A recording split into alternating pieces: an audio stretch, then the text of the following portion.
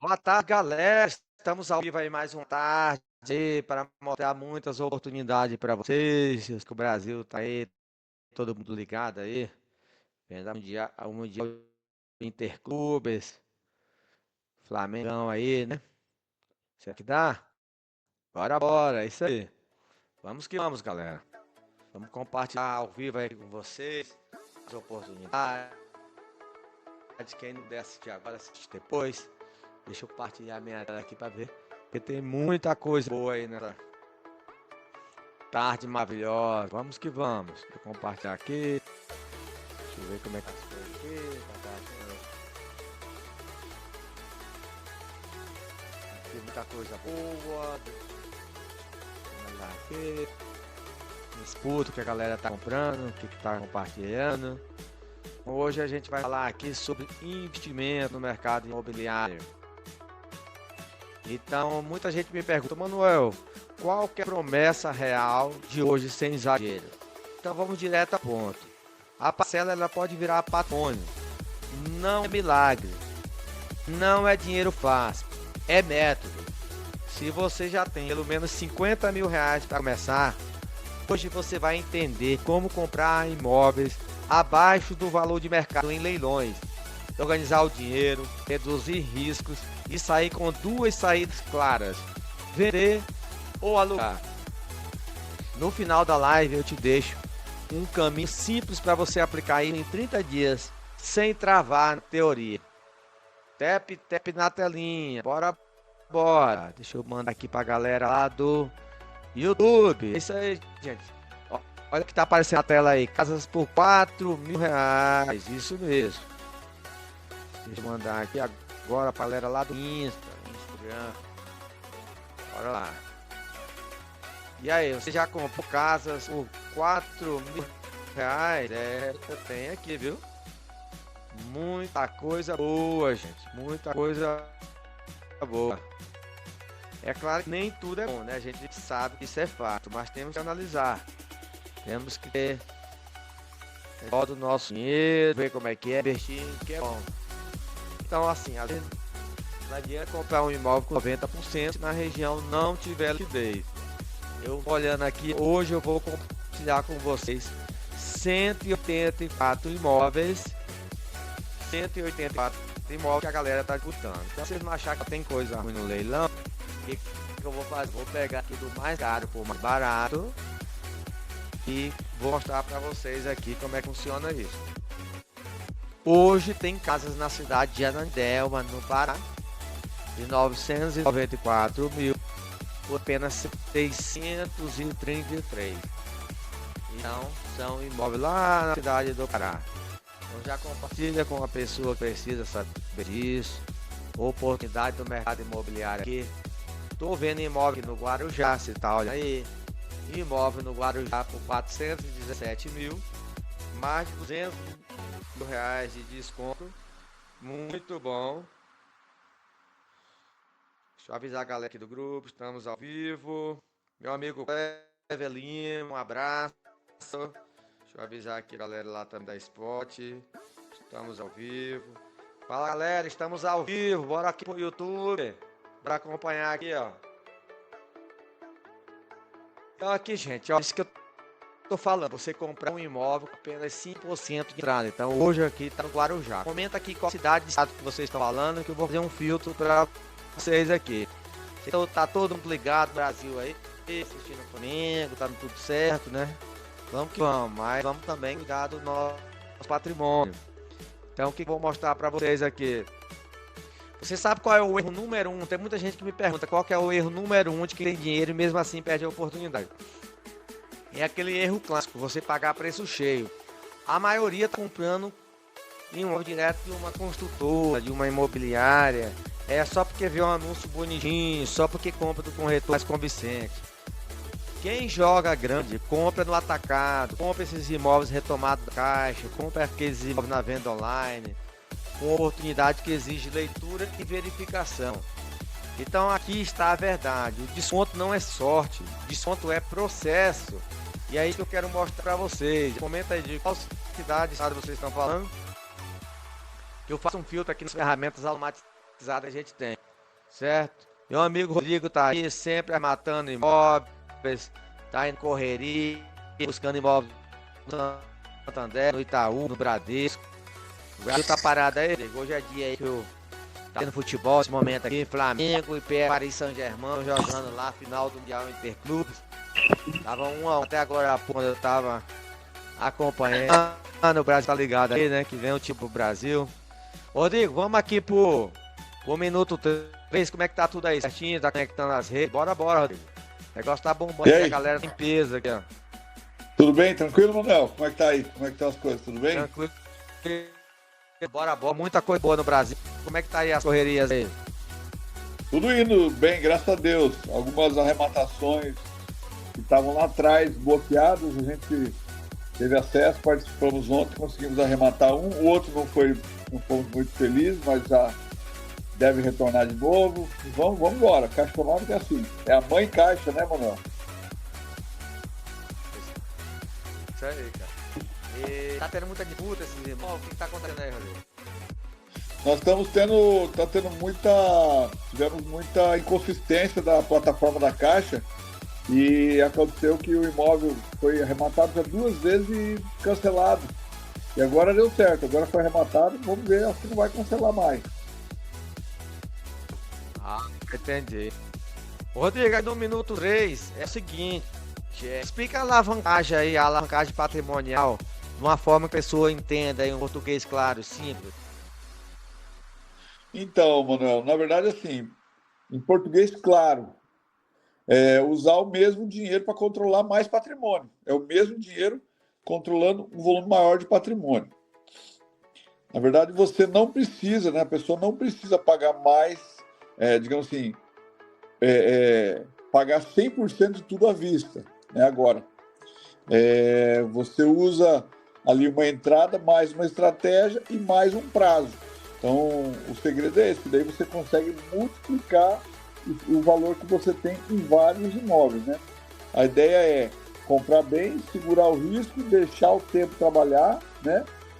E com o aluguel ajudando, no caso, o valor entrando na conta, pagando ali a prestação, já que o dinheiro foi alavancado, né? Então, assim, alavancagem boa não é dívida, não é endividamento, né? É comprar certo e ter saída do imóvel, né, Manuel?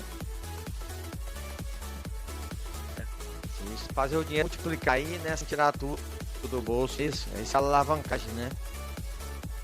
Exatamente. Muito imóvel aqui, Rodrigo. Tô vendo que só tem a caixa, não, né, Rodrigo? Não é só a caixa então, imóvel, não. Tô olhando aqui o Itaú. São vários imóveis. Aí eu ia te perguntar isso aí, Manuel. Só a Caixa tem casa barata em leilão? É verdade? Isso é um mito, Manuel? Caixa é o maior banco, né? Mito total. Então, assim, não é só Caixa, ó. Tô mostrando aqui pra vocês, ó. O banco da Equival, tem o Banco Itaú, tem o Banco Bradesco, Banco Santander, tem a Acredita, Banco Bari. Ou seja, tem oportunidades em vários bancos. Então, assim, a Caixa é forte, sim, é muito visível, sim, tem muito imóvel, tem, mas existe um banco privado. O Itaú mesmo, eu participei de um leilão onde eu estava parcelando boleto em 108 vezes. Então, para você que quer fazer alavancagem, você teve o crédito negado na Caixa Econômica Federal, procure outras opções. O Itaú parcela boleto, o Bradesco parcela no boleto, inclusive tem imóveis de venda direta. Tem as plataformas aí que você pode buscar, às vezes você faz uma assinatura de uma plataforma como essa aqui que eu tô usando para você ver vários imóveis que está na venda direta. Tem os leilões judiciais também, você pode comprar quando você do crédito ligado em toda a instituição, onde você dá 25% de entrada e parcela em 30 vezes. Quem fica preso em um só lugar, ele está perdendo metade do mercado. Perfeito, Manuel, perfeito. E, Manuel, qual que é a diferença prática entre leilão de banco e leilão judicial? Porque às vezes a gente fala com o cliente, a gente atende os clientes e fala, leilão, esse é judicial, esse é extrajudicial. Então, qual que é a diferença básica, Manuel, entre o leilão de banco e leilão judicial? O banco é o extrajudicial, que o banco retoma sem precisar ir na justiça. Agora, a diferença manda é o seguinte, é o risco e a burocracia. Os de banco, ele é mais padronizado, é mais previsível, é fácil. O judicial tem muitas boas oportunidades, só que ele exige uma leitura jurídica mais pesada. Então, não é legal para quem está começando agora. Então, se você quer começar com segurança, o banco ele costuma ser uma porta mais organizada. E quem quer judicial precisa aceitar. O desconto tem, mas aí você vai ter que pagar assim a complexidade do caso. Perfeito, Manuel. E no caso, por que existem imóveis retomados, Manuel? Qual é a lógica disso? A lógica disso é o seguinte, ó, eu vou mostrar um imóvel aqui, ó, que está lá em São Vicente, em São Paulo. Esse imóvel aqui ele está sendo vendido por 159 mil e vale 261. Porque o banco está vendendo, porque a pessoa ficou inadimplente. E esse imóvel ele foi dado como garantia na própria compra, que a lei de alienação é fiduciária. Então, assim, muita retomada nasce do contrato, com a garantia do próprio imóvel. Então, aqui, por exemplo, aqui, Natália, esses imóveis aqui, você não precisa de avalista para você comprar. Você não precisa ter outro imóvel para dar como garantia. O próprio imóvel ele já serve como garantia. Então isso aqui é a lei de alienação fiduciária, a lei 9.514/97. O ponto aqui não tem mistério, é o sistema de crédito funcionando. E você que está assistindo agora, você precisa entender o básico para que você não compre no escuro. Perfeito, Manuel, perfeito. E onde que a pessoa deveria olhar primeiro para achar a oportunidade real na Caixa, Manuel? Espera aí que o índice aqui parece que tá um fundo de música que tá alto ali, deixa eu ver O aqui. teu Agora, áudio tá meio, parece duplicado. e agora, melhorou? Bora lá. Bora lá. Onde que a maioria vai olhar é o seguinte, eu indico a pessoa começar primeiro no site da Caixa Econômica Federal. Para quem nunca procurou, vai lá no Google agora e digita Venda Imóveis Caixa. Porque lá é mais fácil de você que está começando agora, você vai entender um pouco sobre as modalidades, as regras. Depois você cruza com o mercado. Então, compre num bairro que tem liquidez, que os padrões dos imóveis ali sejam bem aceitáveis. O segredo não é achar, é descartar rápido e não presta. Melhorou aí, Wilson? Ah, maravilha, ele ficou bom. Tá melhor o áudio agora, Wilson?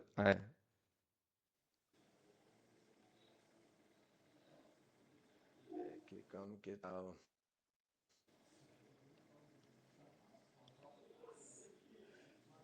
O imóvel em si, a gente precisa avaliar muito bem, né, Manuel? O que é bom, o que não é, para que não haja um engano, né, Manuel, na hora de comprar o imóvel, né? Precisa ser bem avaliado em Sim. detalhes, todos os detalhes, né? Uhum.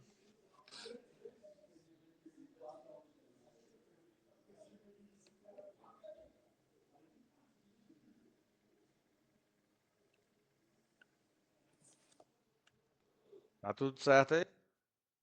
Tudo certo, Manuel.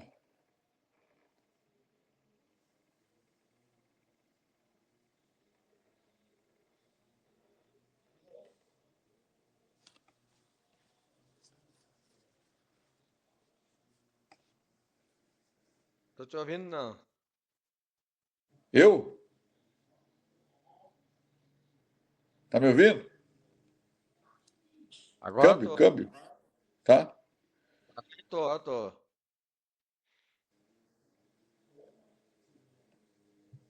Lucas vai entrar hoje? O Lucas vai daqui a pouco. Ao vivo é assim, né, Manuel? Ao vivo é assim, sempre tem uns probleminhas técnicos. Tá, faz ouvir, faz parte. Maravilha. Rodrigo, e os descontos aqui, cara? Você tá dando uma olhada aí? Vamos identificar aqui os descontos aqui, ó. Por exemplo, olha quanta oportunidade aqui, ó. Apartamento em Goiânia, 257 mil por 157. imóvel que aceita financiamento com 5% de entrada, imóvel Ceilândia no DF, São Paulo capital, Belém no Pará, muita coisa boa. Então a questão Verdade, é a mano. seguinte, não é você comparar com anúncio inflado, é você comparar com o preço de imóveis. Você pega os imóveis semelhantes, se possível, aí você desconta, por exemplo, os custos de cartórios, impostos, condomínio, se tiver uma pequena reforma, o tempo e o risco. Se depois disso ainda sobrar mais, já é oportunidade. E qual que é o primeiro documento que a gente tem que checar, galera, antes de se empolgar? Primeira coisa é você olhar a documentação do imóvel, tirar uma matrícula atualizada desse imóvel, ver se não tem nenhuma pendência, ou seja, se não tem nenhum pepino. No banco, por exemplo, aqui da Caixa, costuma vir mais organizado. Ó. Digamos que você já comprou esse apartamento aqui no site da Caixa, é a matrícula atualizada. Aliás, a matrícula.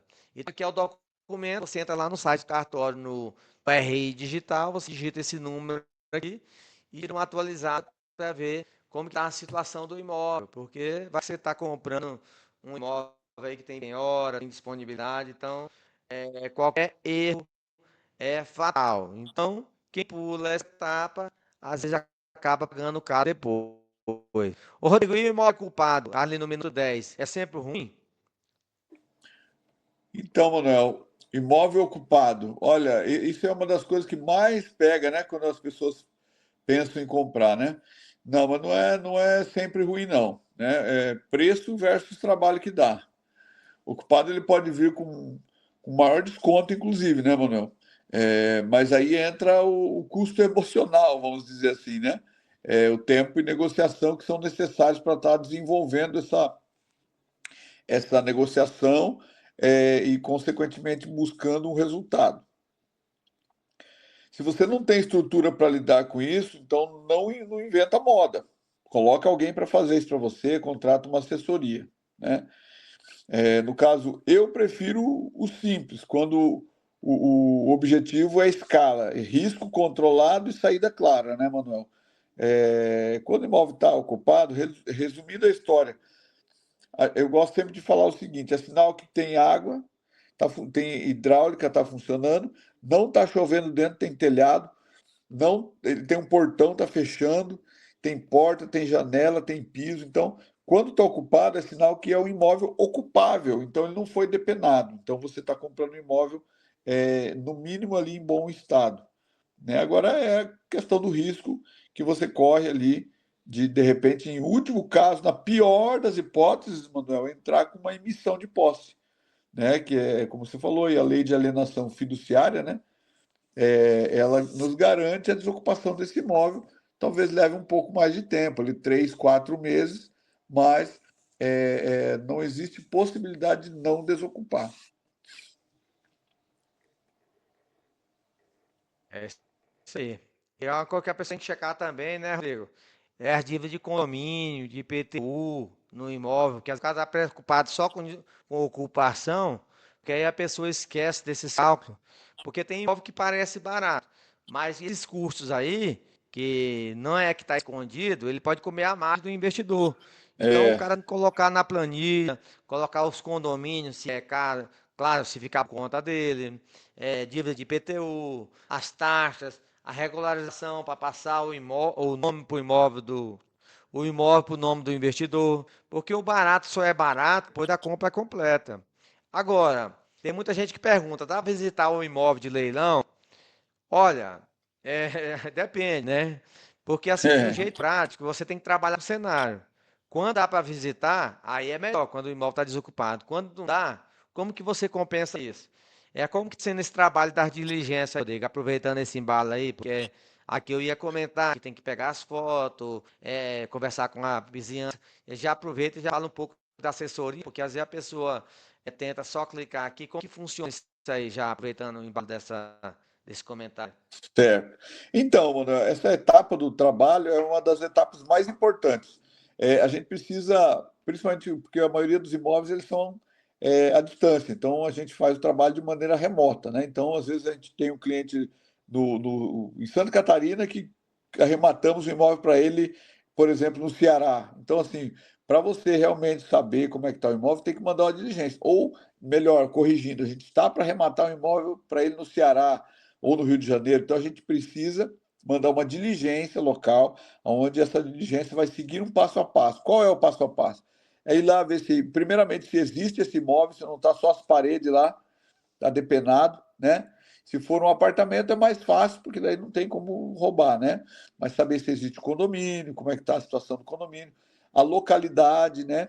Se tem asfalto, mercado, padaria, farmácia, hospital, se tem ali uma projeção de novas construções, ou se pontos negativos, por exemplo, se tem um ponto de venda de droga, né? Ou uma milícia, que infelizmente ocorre muito no Rio de Janeiro.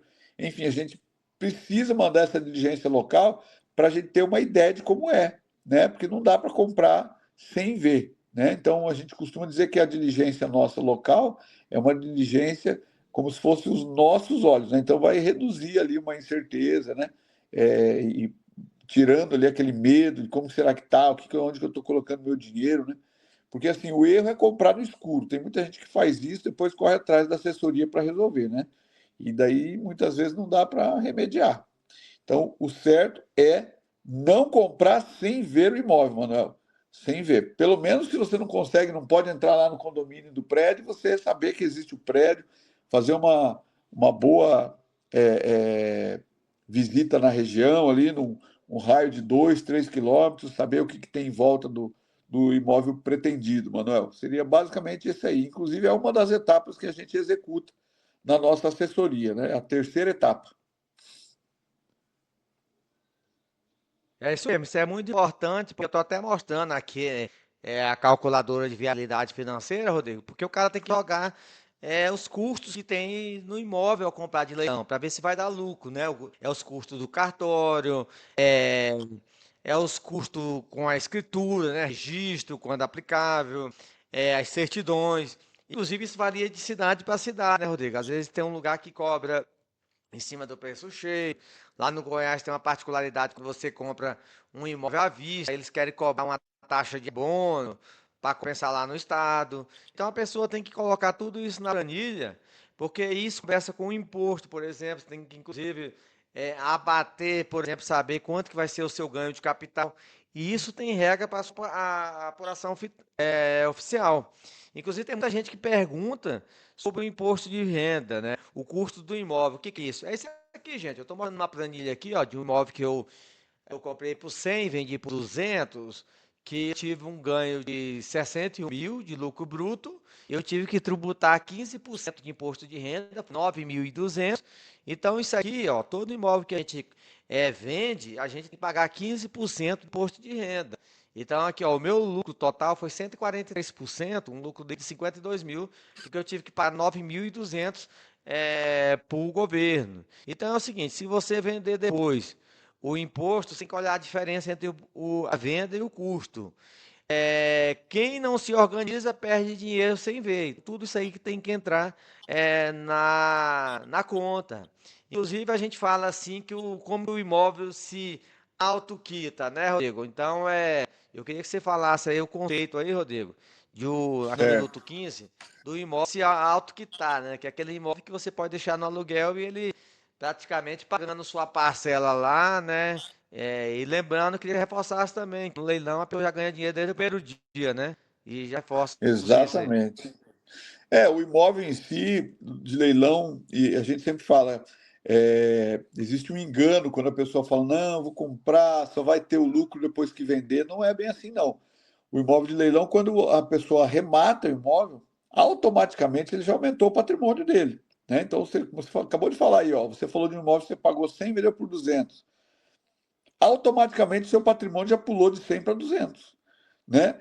Aí, é claro, a gente tem as particularidades. Por exemplo, se comprou de uma maneira alavancada ou financiada, deu 5% de entrada, que a mãe Caixa liberou, que ela libera de tempo em tempo um número bom de imóveis ali que você pode comprar no leilão, 50% de desconto, dando 5% de entrada. Ele tem como se autopagar, sim. É só deixar alugado. É difícil o aluguel que não cubra no mínimo o valor da prestação, Manuel. Geralmente, ele cobre, tá? Isso não é não é uma mágica, não, é uma soma matemática. Você financiou o imóvel, assumiu R$ 700 de prestação, você vai alugar o imóvel por R$ 700, pronto, ele vai estar se autopagando. E você ainda vai estar colocando esse imóvel à venda pelo valor real de mercado, e aquela pessoa que vier comprar esse imóvel de você, o que vai acontecer?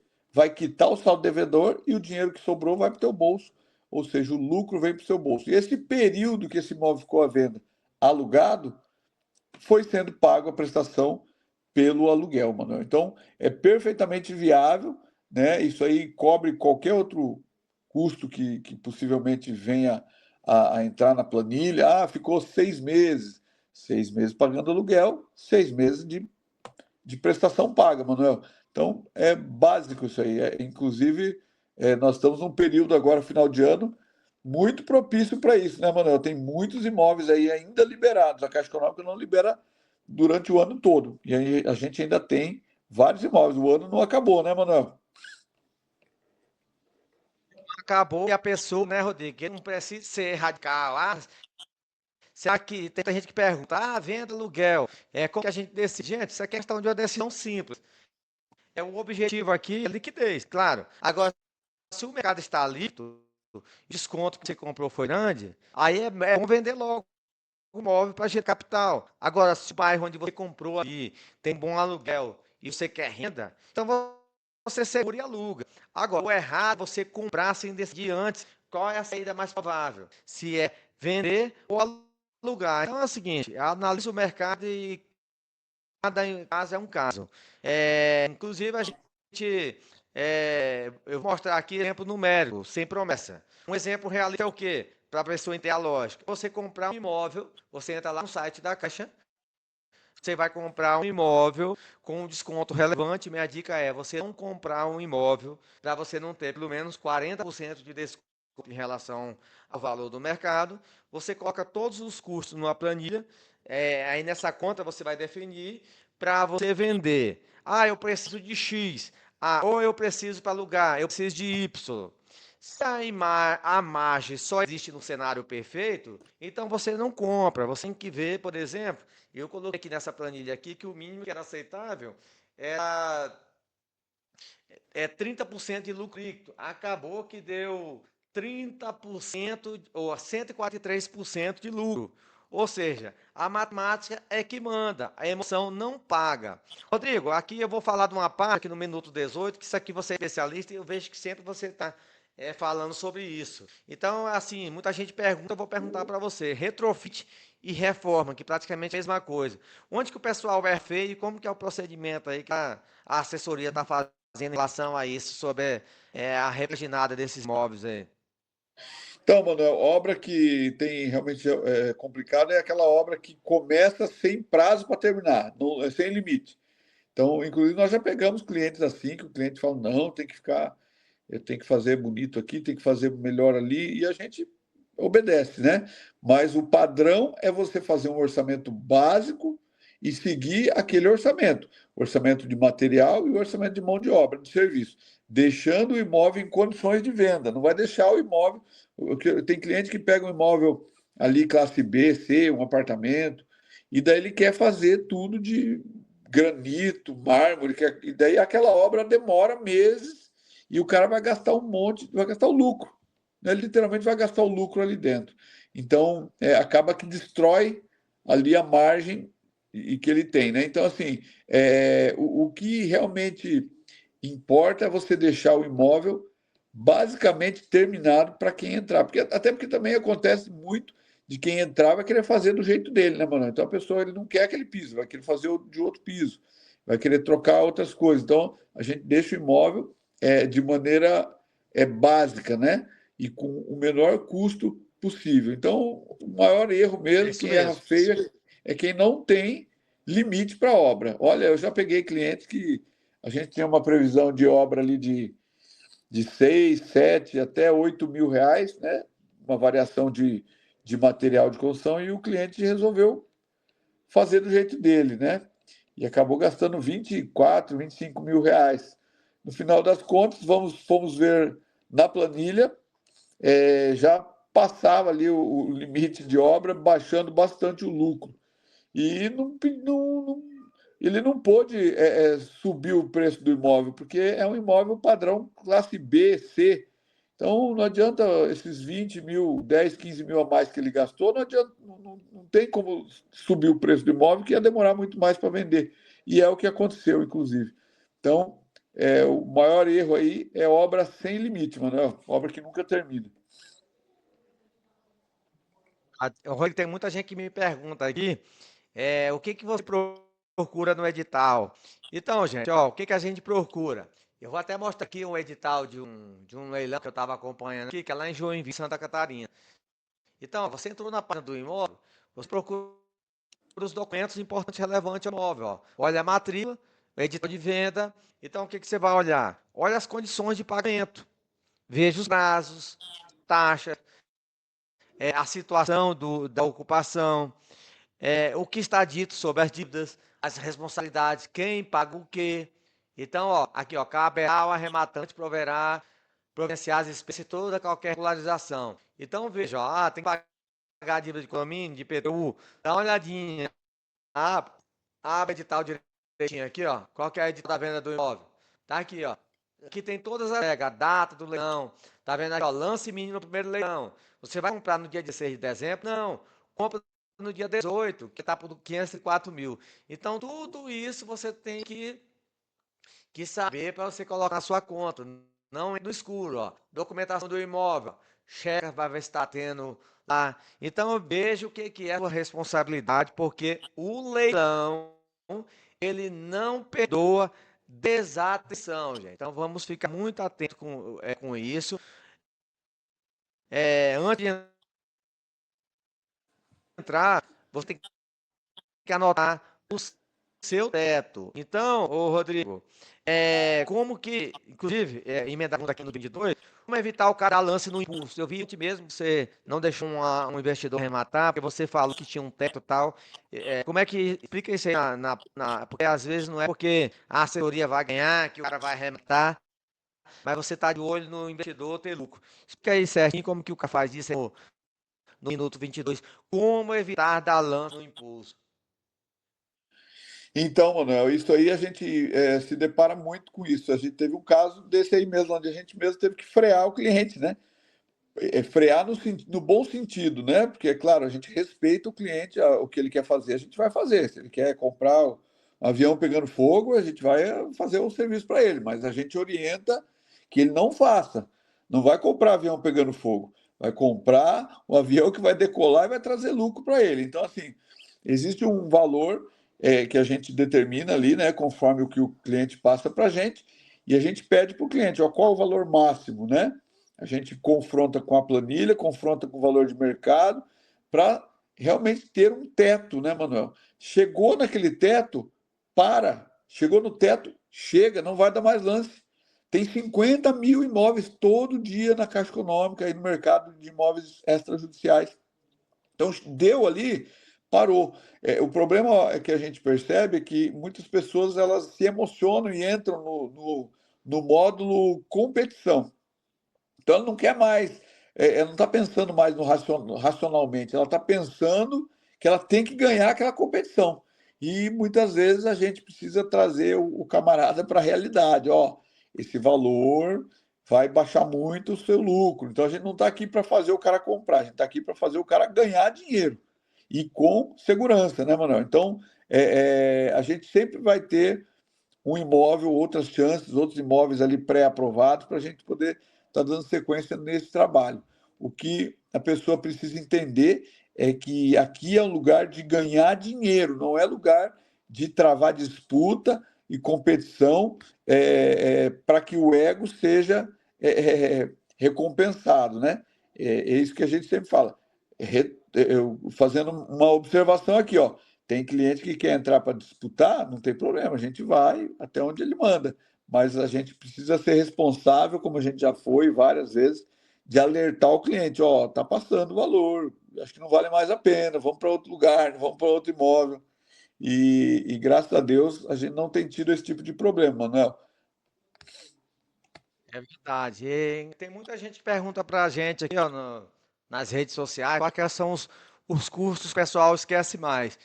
Então é o seguinte, por isso que a gente tem uma planilha de viabilidade financeira, porque tem três que geralmente a galera esquece. O tempo, por isso que a gente coloca aqui que geralmente a gente vai vender o imóvel em média em torno de 12 meses, que a gente compra imóveis populares, que é do Minha Casa Minha Vida, que é giro rápido.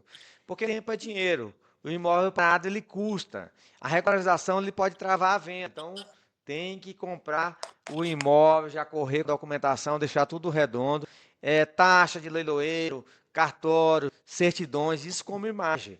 Então tem que somar tudo antes, gente. Tem que somar tudo, colocar na planilha de viabilidade financeira. De preferência, compre imóvel na Caixa, na venda direta. A Caixa ela tem várias modalidades diferentes. São 5. O primeiro leilão, que geralmente não é interessante, é vendido pelo valor da avaliação. O segundo leilão, já tá, às vezes começa a melhorar as coisas.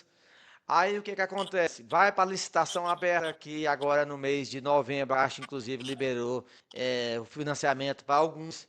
É. Aí o melhor, a cereja do bolo, venda online, que é quando está o reloginho, que quem dá o maior lance leva. E a cereja do bolo, que é o venda direta online, ou seja, é a melhor modalidade.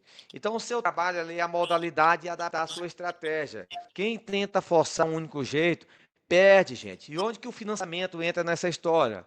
Ele é o ponto-chave. Então, o que você vai procurar? Procura os imóveis que aceitam financiamento. Por exemplo, esse apartamento aqui em São Paulo. Como que funciona? Ó, de 220 mil por 102, 90 mil de desconto. Aí você vai na página da Caixa aqui, ó, permite financiamento no SBPE. Então, muita gente pensa, compra, vou pagar tudo. Calma, o dinheiro que você compra um, você pode comprar vários, ou então deixar no seu caixa.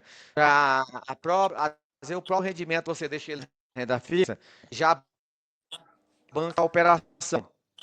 Então, assim, isso que na venda, por exemplo, você pode vender em qualquer momento esse imóvel. Você não precisa ficar amarrado com ele o resto da vida. Esse financiamento ele vai ser quitado a qualquer momento. O financiamento do comprador quita o seu saldo do devedor e vai liberar o seu capital. Qual é o segredo? Você planejar isso desde o começo. Comprar o imóvel que o mercado aceita financiar.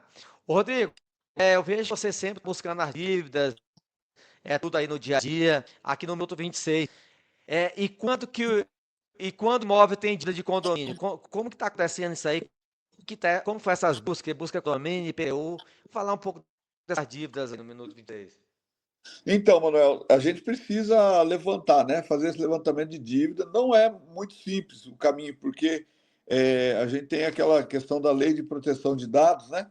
LGPD, e a gente muitas vezes esbarra nesse contexto aí nos condomínios para a gente poder saber as dívidas. Inclusive, recentemente nós tivemos um imóvel arrematado, onde foi passado para nós um valor das dívidas de condomínio, né?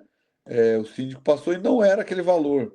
Então a gente tem que estar muito esperto com isso, até porque isso aí vai para a nossa planilha de viabilidade para o cliente, então tem que passar uma previsibilidade para o cliente, para ele saber o valor que ele vai ter de lucro, vai ter uma previsibilidade de custo, né? IPTU também. IPTU é mais fácil, digamos assim, apesar que dependendo da prefeitura, fica difícil. Mas o que realmente pega aí nesse contexto é a dívida de condomínio, né? Lembrando que a Caixa Econômica ela passou de 10% do valor de avaliação, aí ela paga. Então, um exemplo, se o imóvel é valor de avaliação é 200 mil e ela tem um condomínio de 30 mil, você como investidor, como comprador, vai pagar 10% do valor de avaliação, que seria 200 mil, 10% seria 20 mil. Como o condomínio é 30 mil, a Caixa paga o excedente. Passou de 20 mil, é a Caixa Econômica que paga. Então, na pior das hipóteses, se cometer qualquer erro, todo tipo de erro com relação a isso aí, você vai pagar 10% do valor de mercado desse imóvel, da avaliação que consta ali no processo do imóvel. Então, é muito importante isso, porque isso pode inviabilizar a compra do imóvel e a gente precisa ficar atento com isso, né, Manuel?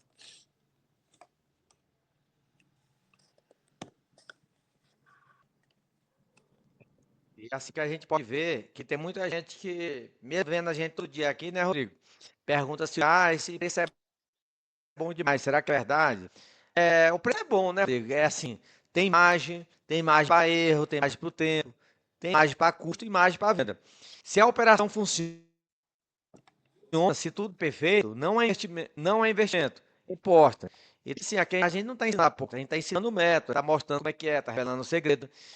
Rodrigo, que muita gente tem medo é o tal emissão da posse, desocupação. Como você está tratando isso aí aqui no momento 28? Como falar disso sem fantasia? Então, Manuel, a emissão de posse é um processo, né? É uma negociação, né?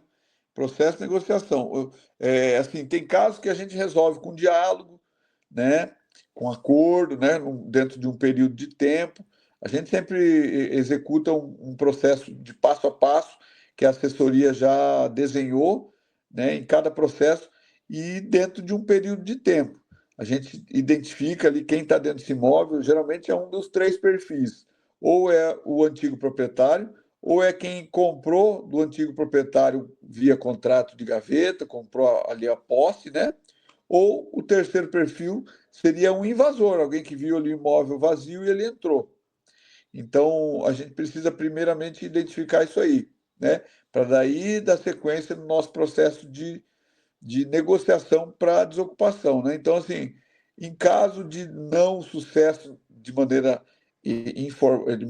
informal, a gente passa à emissão de posse. Emissão de posse, por lei, depois de emitida, ali, no máximo 60 dias, o imóvel tem que estar desocupado. Inclusive, saiu ontem ali uma emissão para nós no estado do Ceará, né? Então, assim, mas fica sempre ali no prazo entre 4 a 5 meses, no período total, né? Desde a entrada do processo para a retirada ali dos ocupantes. Em último caso, a justiça vai enviar a polícia para retirar os ocupantes do imóvel com um caminhão de mudança para levar esses móveis ali para um armazém municipal. Então, não existe risco. O que existe nesse caso é ter paciência e fazer da maneira correta, né? Porque também, se fizer da maneira errada, e existe como fazer da maneira errada, aí demora um pouquinho mais, né? Então, assim, infelizmente, tem casos que a gente precisa formalizar, né? E também não dá para, alertando também, para comprar hoje e achar que vai desocupar amanhã. Isso é um engano, né? Que muita gente fala. Então você tem que comprar sabendo, imóvel ocupado, que pode demorar lá 5, 6 meses para efetuar a desocupação daquele imóvel, ou às vezes até um pouco mais, dependendo ali do. Porque a gente depende também do juiz local, depende do entendimento, né? Depende do município, depende da época do ano. Se entrar com uma emissão de posse agora, o judiciário vai parar, volta lá em fevereiro, e daí como é que vai fazer? Janeiro, fevereiro? Então, assim, tem todas, tem muitas particularidades aí, mas no contexto geral, não existe risco de não desocupar o imóvel. Basicamente é isso aí, Manuel. Rodrigo, eu recebi uma pergunta aqui. A pessoa que sabia o seguinte, como que a assessoria aí, como que você aborda o ocupante de forma inteligente? Primeira coisa, a gente, Minuto a vinte e gente nove. entra. Isso. Primeira coisa, Manuel, como a gente aborda de maneira inteligente, a gente tem que ter uma postura de respeito, né, e objetividade com essa pessoa. A gente tem que entender que a gente está lidando com um ser humano, né? Então, conversar com calma, trazer a documentação ali do arremate do imóvel, né? Ter uma proposta, digamos assim, já desenhada para esse ocupante, mas o foco, primeiramente, é saber quem é esse ocupante. Como eu já falei antes, ele é o antigo proprietário, ele é quem comprou a posse do antigo proprietário, né? Como se fala em algumas regiões do Brasil, o ágio, ele comprou o ágio, ou ele é um invasor, alguém que pulou o muro ali, viu que estava vazio e, como se diz costumeiramente, ele pulou para dentro do imóvel. Então a gente entra com uma postura de respeito, que é um ser humano que está do outro lado, não queremos briga com ninguém, a gente quer solucionar o problema. O comprador, que é o nosso cliente investidor, é um terceiro de boa fé, comprou imóvel em nome do banco, geralmente já está consolidado, então não existe o risco de não ter essa desocupação, né?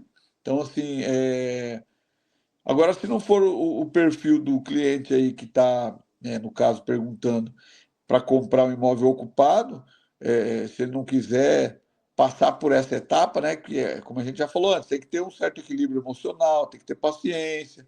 A gente já pegou cliente que quer, eu vou meter o 38 lá, vou pôr todo mundo para fora, né? Eu vou pôr uma máquina, vou mandar. Não é assim, tem que seguir a lei, tem que fazer a coisa da maneira certa, né? Agora, se você não quer ter estresse, você tem que escolher um imóvel desocupado e dormir em paz, né? É menos um problema na sua vida. Lembrando que sempre o imóvel ocupado ele acaba tendo uma lucratividade um pouco maior, Manuel.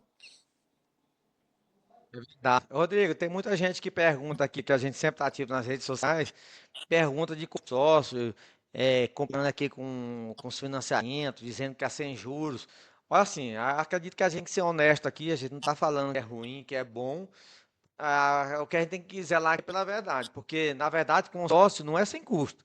Ele tem taxa administrativa, tem prazo, tem certeza de contemplação. Pode ser uma ferramenta para algumas pessoas, mas eu não coloco como uma solução principal. O meu foco aqui é usar a oportunidade real em imóvel leilão e decidir a melhor forma da compra com segurança. Então é por isso que muita gente prefere o financiamento, porque o financiamento ele é direto. Ele é uma compra, executa, tem uma regra clara, você não precisa esperar nada. Quando você deixa no aluguel, você não vai ter custo ali com juros. E você sabe o que está pisando. E é isso que eu estou falando. O aluguel ele pode aliviar o custo mensal, enquanto você segurativo, dependendo da operação. Então, assim, vamos comparar, então, por exemplo, os juros. Como comparar isso sem conversa bonita?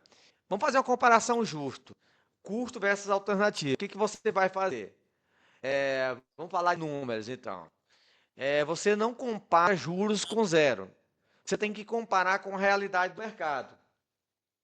E com a realidade, qual que é essa? Tem que ver a estratégia de venda ou aluguel. Isso. Ela tem que saber, por exemplo, né, Rodrigo? Tem muita gente que pergunta sobre o seguro, a manutenção, a miudeza. Aqui no Minuto 34, Rodrigo.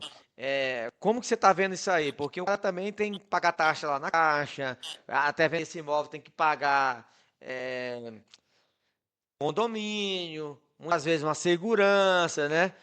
Como que isso importa, Rodrigo? Fala um pouquinho aí do Minuto 34 pra gente.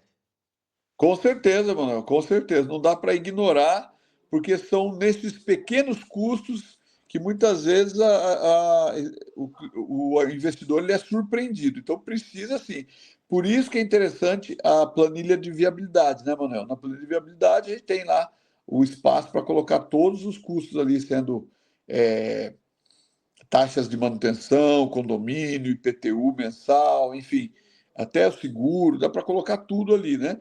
Precisa ter uma previsibilidade, né? Falando ali da questão do financiamento que você disse, que não deixa de ser um custo mensal para a pessoa pagar, existe um mito aí, Manuel, que muitas pessoas às vezes falam comigo, e eu queria até aproveitar esse tempo para esclarecer. Tem muita gente que fala assim, não, mas eu não vou comprar imóvel financiado. Você está louco eu comprar imóvel financiado e daí eu vou ficar pagando prestação. Olha o valor que vai custar esse imóvel lá daqui 400 prestações. Só que ele não vai precisar pagar até o final, porque ele vai vender em 12 meses. Ele vai vender em 8, 12, 14 meses, até 18 meses vai vender o imóvel. Então ele não precisa fazer o cálculo do começo ao fim do financiamento como se ele estivesse pagando e comparar com o valor do imóvel. Não precisa fazer isso aí, porque está errado essa mentalidade. A mentalidade correta é: ele comprou o imóvel, vai pagar a prestação mensal até vender o imóvel. Pode ser 12 meses, 8 meses, 14 meses, né? Isso aí precisa ser incluso na prestação, na planilha, né?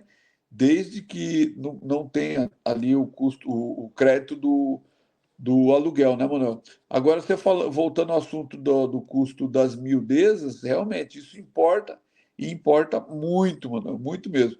O imóvel ele precisa ter alguém cuidando, cada 2 meses mandar fazer uma limpeza, né? Se for um imóvel que não tenha condomínio, enfim, precisa ter uma previsibilidade, né, Manuel? Um custo ali mensal para você fazer a manutenção daquele imóvel enquanto ele não vende.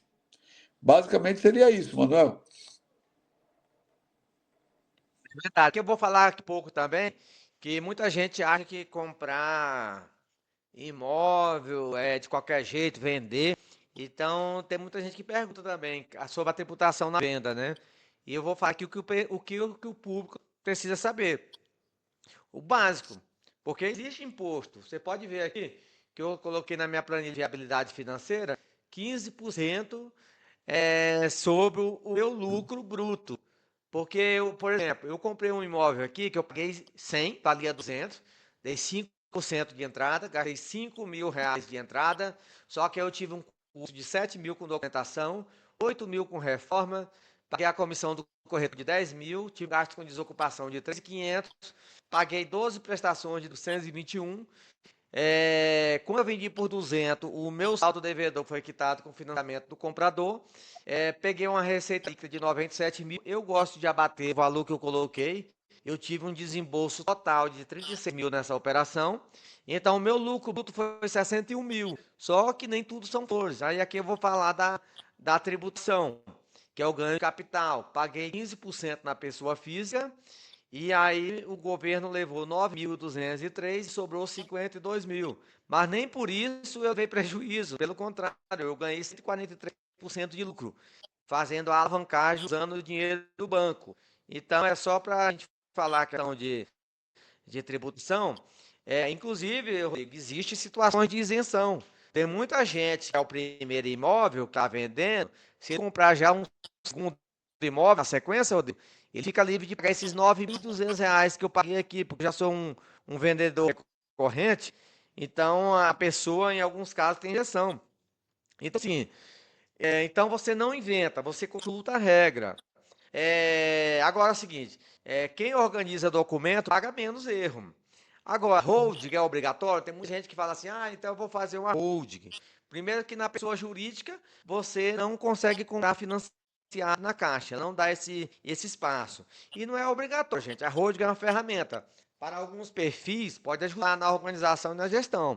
Só que para outros, só cria custo e burocracia. Então, primeiro, você aprende a comprar na pessoa física, vender, alugar bem. Depois, você pode sofisticar a sua estrutura. Ô, Rodrigo, eu sei que você é um especialista nisso. Essa pergunta aqui é para você.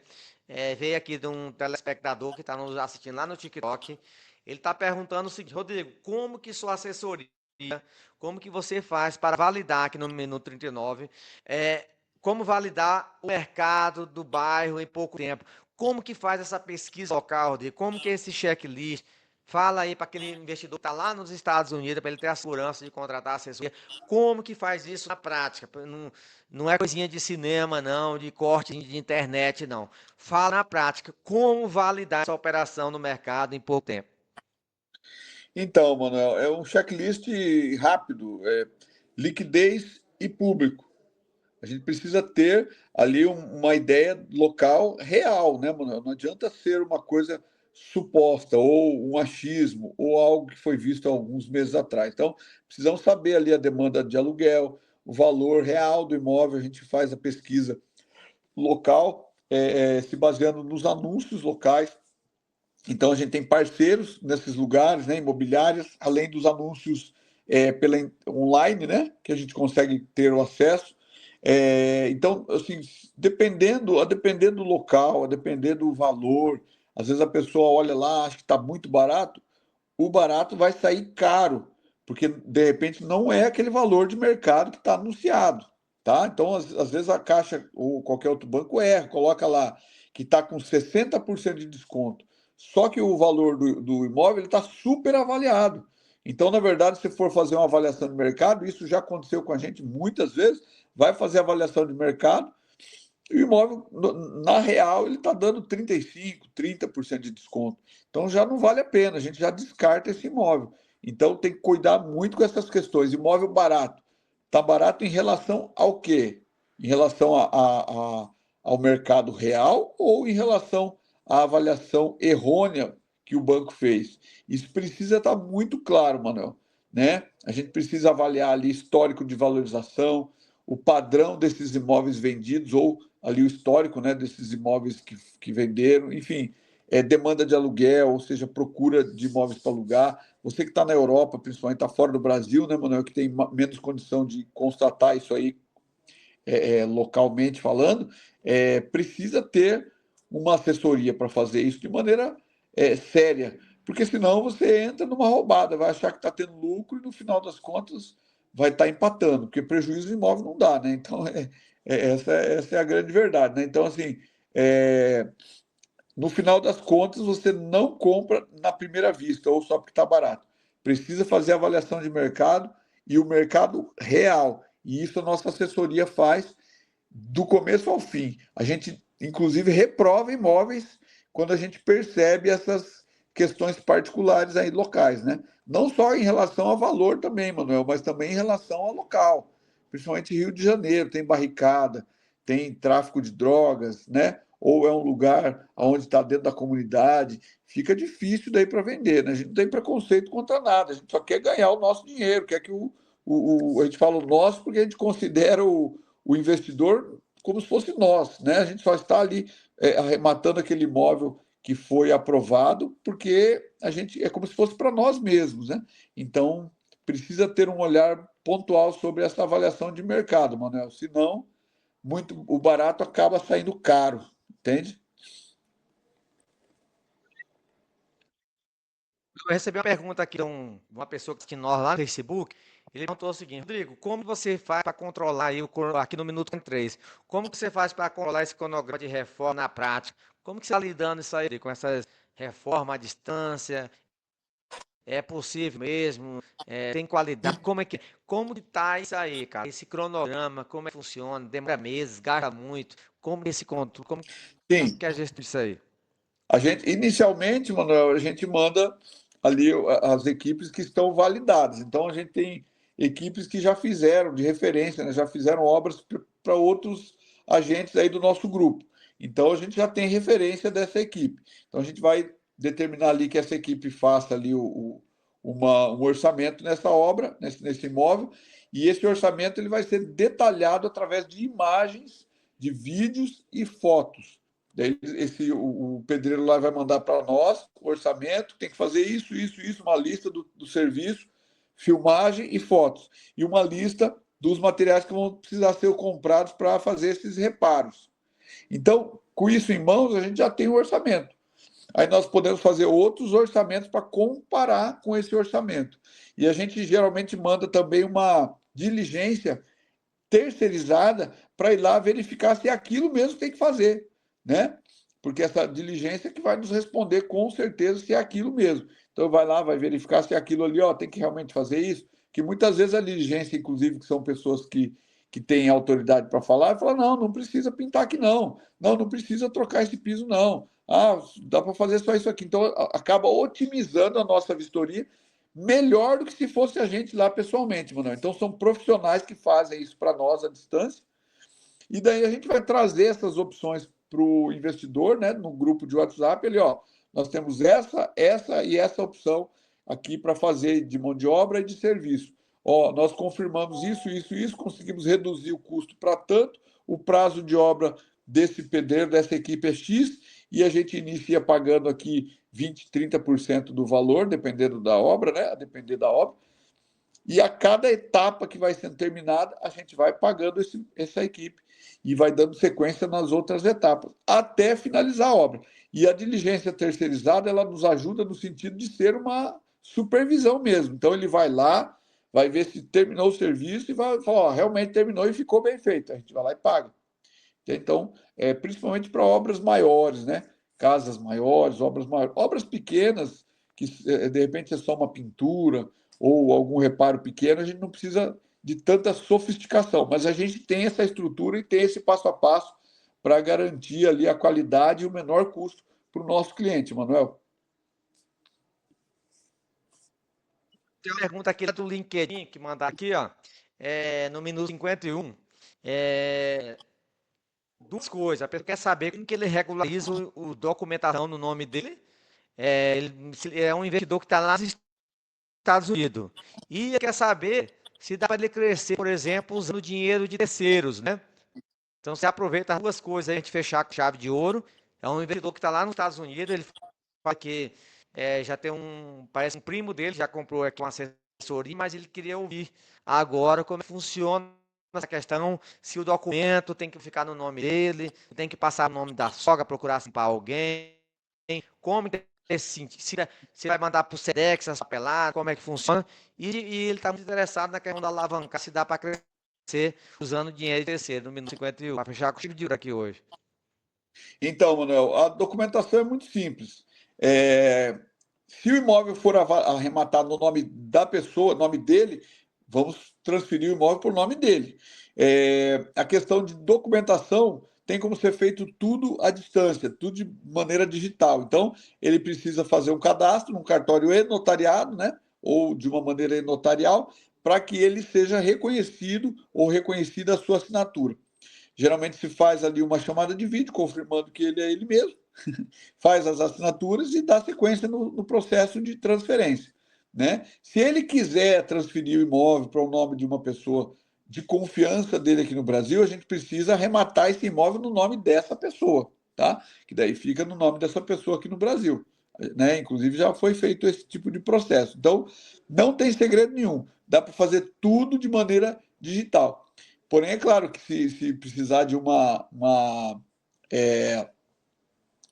um contato mais aprofundado, a gente vai fazer chamadas de vídeos mais longas para poder confirmar ali documentações que precisem, porventura sejam necessárias, mas não é um bicho de sete cabeças. Isso é muito simples, à distância, né? Independente dele estar dentro do Brasil ou fora do Brasil, dá para fazer normalmente, Manuel. Essa questão, por exemplo, aqui de crescer, né, com capital de terceiro, seria basicamente isso aí, né? Usando dinheiro de terceiro, Isso, seria isso, Manuel? Seria uma parceria, isso é então. isso. Dá para ele entrar com uma parceria, né? Então faz um contrato, uma sociedade com a pessoa, junta ali o dinheiro dos dois e faz a compra do imóvel. Inclusive, dependendo da compra, dá para comprar em dois, tá? Então você compra o imóvel, por exemplo, na Caixa Econômica, vai deixar no nome dos dois. Então vai entrar o nome do principal e do outro segundo proponente, fica no nome dos dois, né? Então não tem problema nenhum, né? Então ali a divisão aí fica a cargo daquilo que cada um investir no negócio, um investiu 30, outro investiu 70 ou 50%, né? De qualquer forma, o que a gente sempre fala é que você se unindo com outra pessoa, você não perde a oportunidade. Né? Então, se cada um tem 30 mil, por exemplo, 30 mil não dá para comprar, mas se juntar 30 com 30, dá 60, você consegue fazer ali uma operação lucrativa para ambos as partes, né? Então, basicamente seria isso aí, Manuel. Rapaz, A ele tá por compra dinheiro, né, Rodrigo? exatamente, exatamente, com pouco dinheiro, cada um com pouco dinheiro.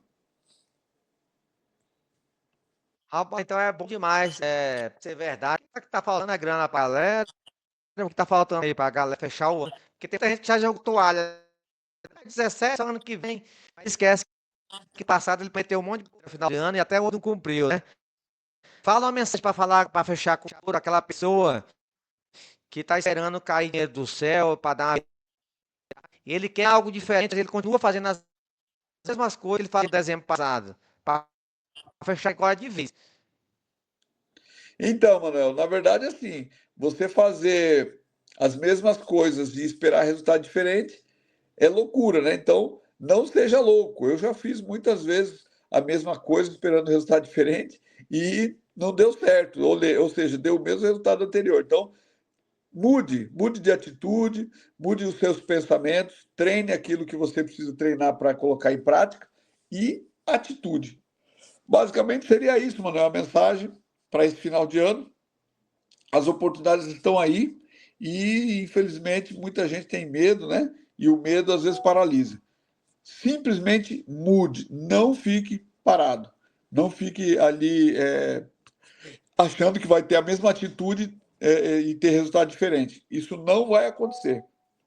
Basicamente seria isso aí, Manuel. Obrigado, tudo de bom para você, tamo junto, parceria de sucesso, que Deus abençoe cada brasileiro, todo mundo tenha paz, saúde e prosperidade. Pô, isso aí, né, Rodrigo? Isso aí, para todo mundo. Deus abençoe. Prosperidade, comprar imóvel e vender. Um abraço a todos. Um abraço, sucesso.